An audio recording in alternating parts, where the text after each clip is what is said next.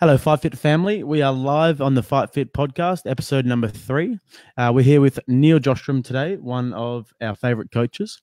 Neil is a myotherapist. That's right. And also obviously a coach at FightFit.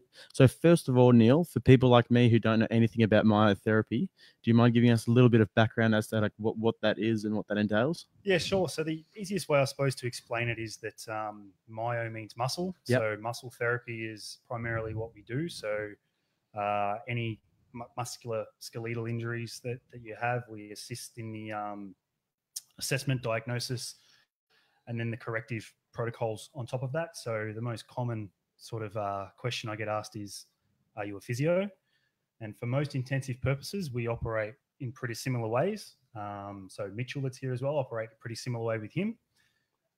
With just a few small differences as to our focus is a little bit more on a psychosocial aspect, so a bit more about your life stress prevention, whereas physiotherapists focus a little bit more on that post-surgical hospital setting as well, that we don't focus in as much. So I do a lot of exercise rehab, a lot of movement-based work, a lot of strength work with my clients that are coming back from injury, Okay. as well as obviously your normal therapeutic type stuff, your remedial massage, your dry needling, that type of stuff as well. Okay, so that's the biggest sort of difference between myotherapy and physiotherapy is in the injury prevention and... Yeah, that's right. Yeah, so a little bit more injury prevention, a little bit more sort of manual therapy work as well, traditionally with myo. Yeah. And a physio, they get their learning in more of a hospital setting. So they learn about surgical interventions and how to rehab from that. So a lot of cases I will co-manage clients with physios. So they go sort of back and forth between the two of us. And I suppose my focus is a little bit different because I have an extensive strength and conditioning background. So I do a lot of return to play, return to sport dealing. So I have people who have had multiple injuries or, had ACL reconstructions, and they're coming to me towards the end of their rehab because they want to be able to get back to playing competitive sport. And so I combine a therapeutic intervention with strength and conditioning principles and get them like loaded up and strong. With the guys have you been working much with the guys at the FightFit games? Yeah, so I take the strength classes here on a Tuesday and a Thursday, and so I've run 1 rep max, tested all of them to get a benchmark of where they were. So that was about 3 weeks ago. To see what the heaviest that they can do is? Yeah, to see what the most they can do for 1 rep. And so that was for their bench press, their squat, and their deadlift. And then from there, we're now coming into week 4 of their strength program. Yep. And so now the guys are looking at, they've got 1 more week of triples, which is 3 rep max. And then we go to high volume next week. And then we go back into the really heavy stuff again. So they kind of do 2 cycles, 2 sort of 3 to 4 week cycles. Yep. Till they're ready to actually compete on the day. Yep. And what's a good benchmark? Say should you be bench pressing and deadlifting your body weight? If you want to be considered, it depends what circles you sort of operate in, but if you want to be considered strong in most places that you go, if you sort of can be deadlifting at least 2 times your body weight, and trying to push that up to 2.5. You want to be squatting at least 1.5 and pushing that up towards 2, and you want to be bench pressing at least body weight. 1.5 body weight if you can. So if you 1.5 bench, 2 as squat, in that's 1 rep when you say that? Just for 1 rep. Okay. So a lot of people here haven't trained that way very often. Yep. And so you ask them, what's your 1 rep max? And they turn around and say, well, I can do 80 for sets of 8. You have to kind of figure out where they are and train them. So it's been good. They've been doing some training that they haven't done ever before. So it's always good to have a bit of a shock to the system like that. Okay, cool. And I understand technique is obviously like a really important part of it. Super. How do you, when you're getting people to do a 1 rep max, that generally entails the heaviest weight that they can do. So how do you get them to do that proper technique, in particular with deadlifts and watching your back? Yeah, so like it's imperative that like most population, you wouldn't have doing a 1 rep max until they're quite advanced in their strength training. And so what we did to be able to make up for some of that is that Mark Derrick's one of the strength conditioning coaches here, held 3 seminars on each of the lifts and allowed to drill the technique. And me and Mark have talked a lot, and our ideas about technique are pretty aligned.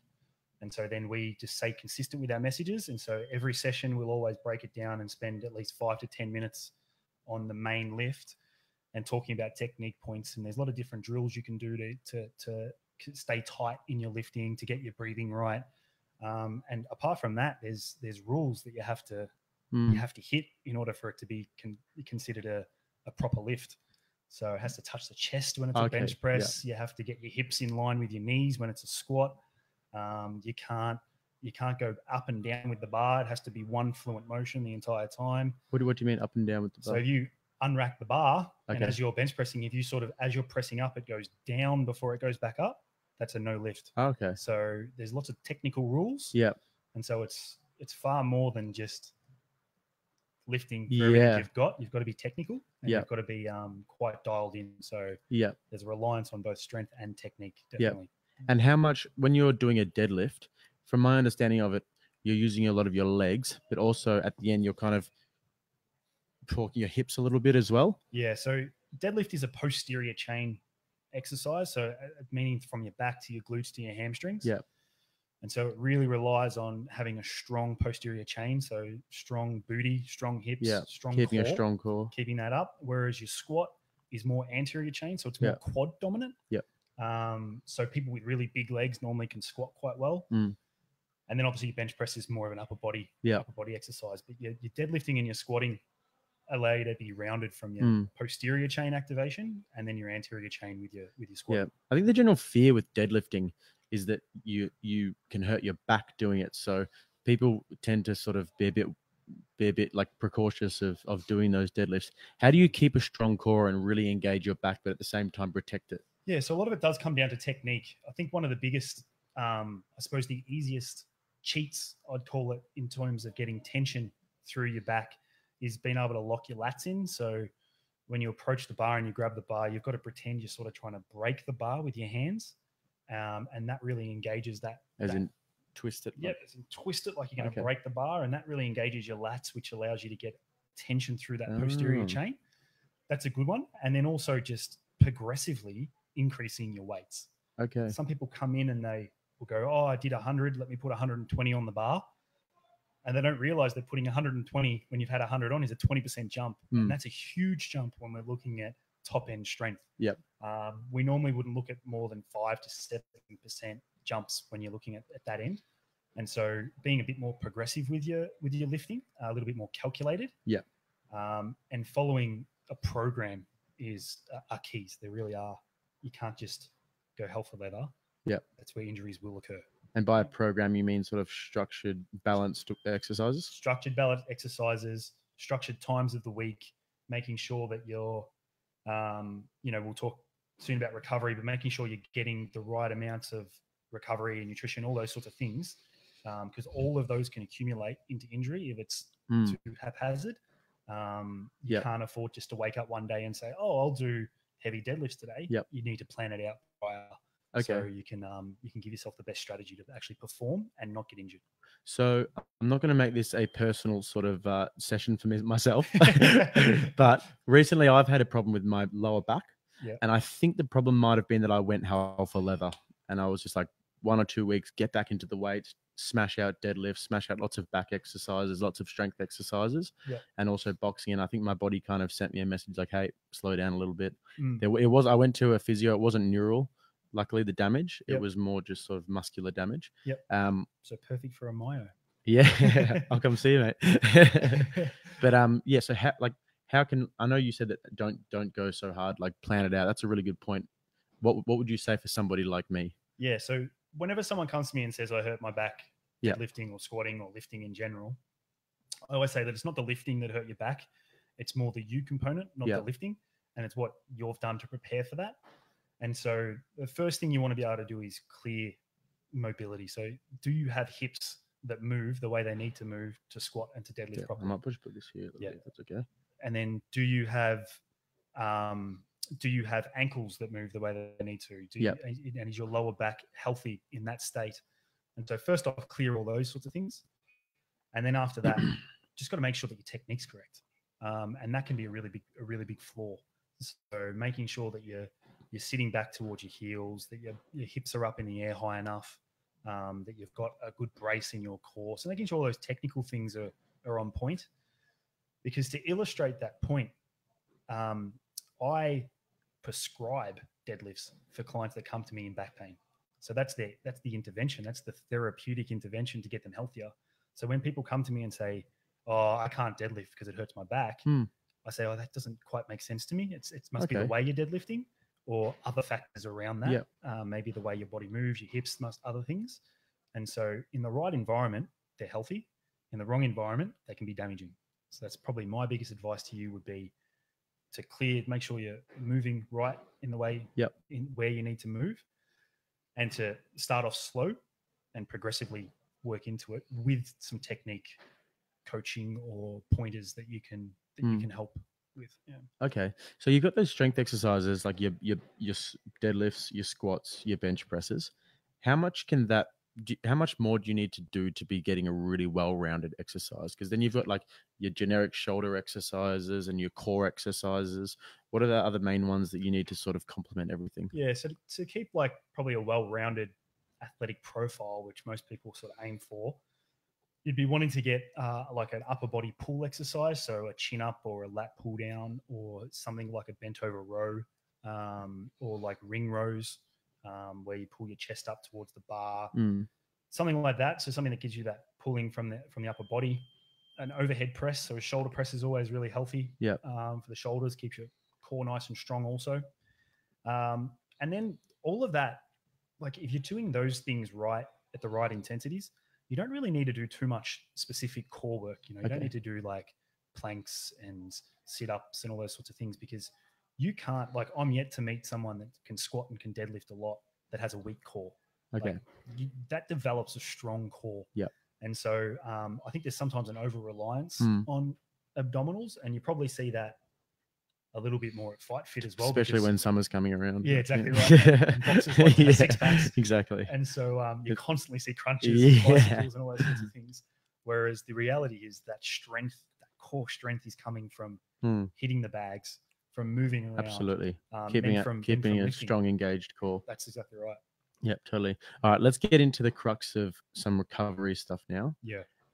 What are the important key factors? I mean, stretching. What are the important things? It's an important sort of time where we're at now with the FightFit Games preparation, because we're looking at that midway. We're coming up to that midway point right now, and this is when bodies start to get sore.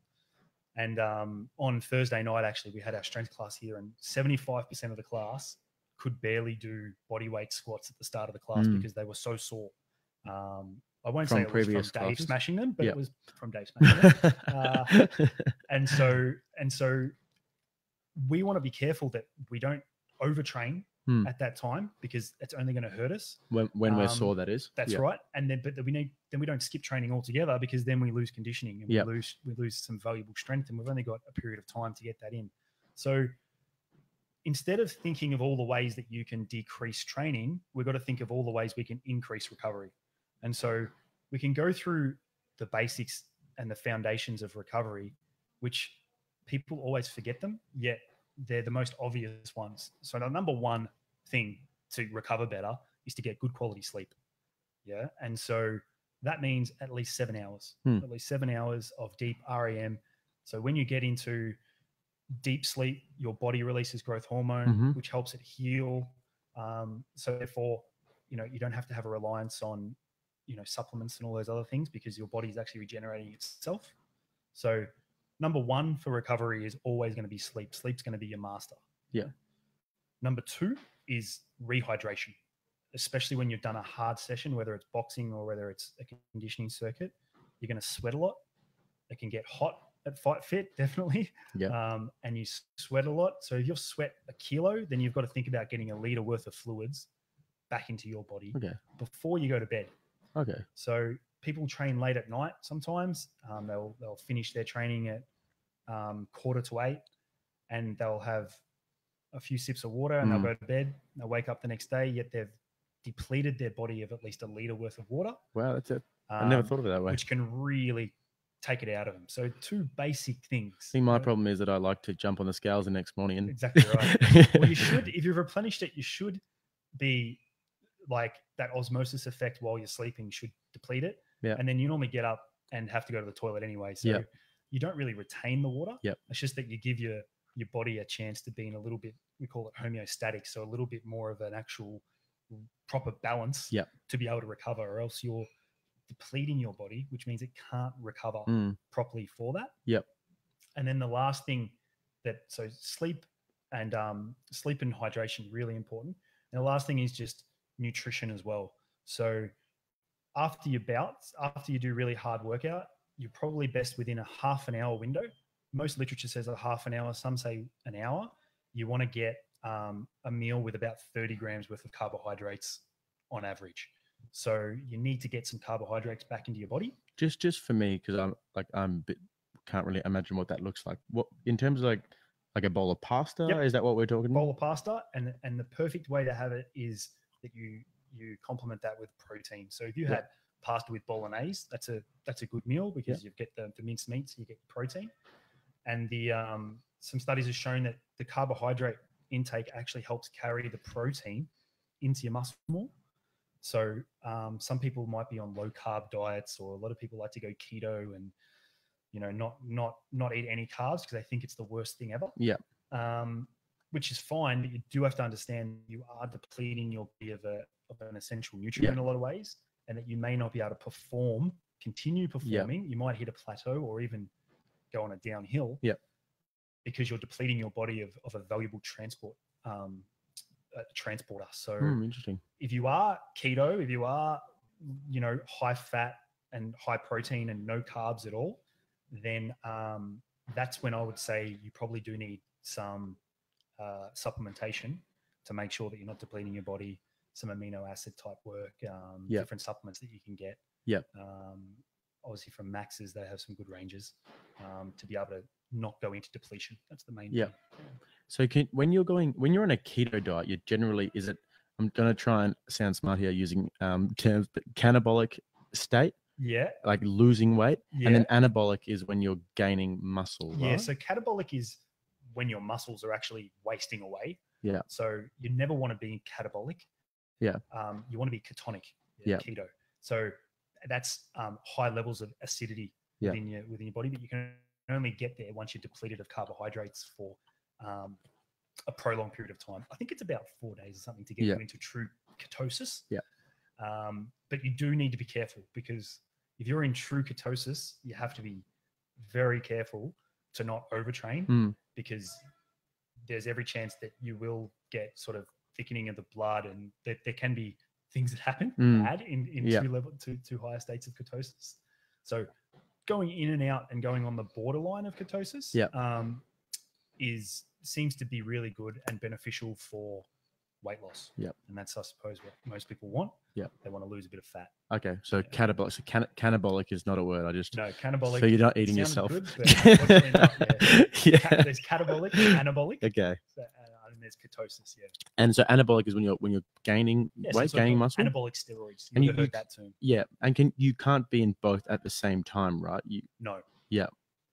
But you can be losing fat, gaining muscle. In order to be anabolic, you need to be, in most senses, in a calorie surplus. Yeah. So you need to be eating more than you're burning to truly be putting on size and muscle. Yeah. If you're at a calorie deficit, more than likely, you won't necessarily be in a catabolic state. So you won't be eating your muscle away, but you won't be gaining muscle. You'll be doing what people call toning up. Okay. Which would be, you'll be in a high fat loss type zone.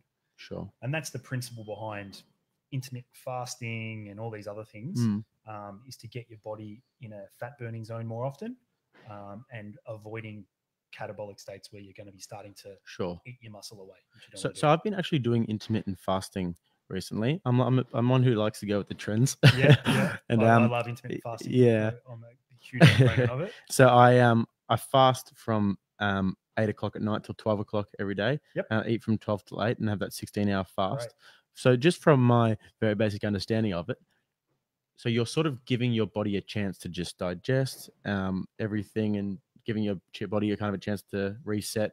You can drink a lot of water, because then that can sort of have a flush out type effect. Yeah. What are the benefits of it? Yeah. So I suppose the biggest benefit, which a lot of people don't use the intermittent fasting for this purpose, but it is probably a an unknown benefit for like this called autophagy. So it's cell autophagy. So it's basically it helps the anti-aging process. So it actually makes your cells younger.